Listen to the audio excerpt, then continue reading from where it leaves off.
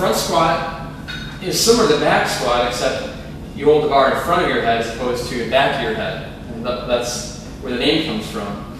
The motion is essentially the same. You want to look to try to keep your feet shoulder width apart, and then parallel, and then straight back up. The one item about the front squat that's appealing to many people when teaching it to beginners is that it's somewhat self-correcting.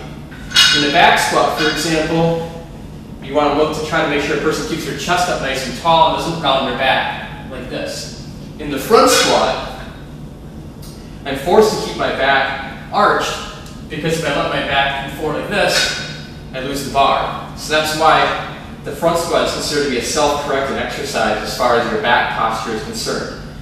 Like the back squat, you want to make sure to keep your feet firmly planted on the floor, especially your heels, and going up and down with it. Many people will find the front squat to be an easier exercise to begin with because you're always in control of the bar. You can see it directly in front of you, whereas some people, beginners, will have trouble with the back squat because they don't feel like they have as good control of the bar because they can't really see it while they're lifting. Okay? With the front squat, you will not be as strong because the bar is in front of you. It moves your center of gravity forward, which means that you're not able to use your glutes quite as much, and your quads have to work a little more aggressively to make your lift happen. You also have to activate a little more of your lumbar area, your lower back, in order to keep that bar straight, like I said, because you have to stay tall the whole way.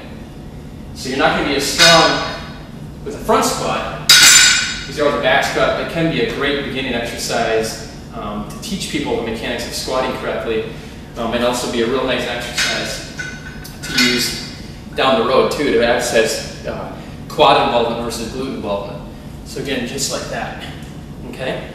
The grip that I'm using right now is called a clean grip. It's the grip that you'd use when doing a hang clean or a power clean. This grip works really well because you're in control of the bar the whole way. Many people do not have a lot of flexibility, and so they have trouble with this wrist position here. One of the things you can do to help yourself out is not hold on to it with quite so many fingers, and just hold your elbows up nice and high and do it that way. You lose a little bit of control over it, but the bar is not going to go anywhere provided you stay nice and tall. The other option for you is to use a cross arm grip, something like this, and the principle remains the same.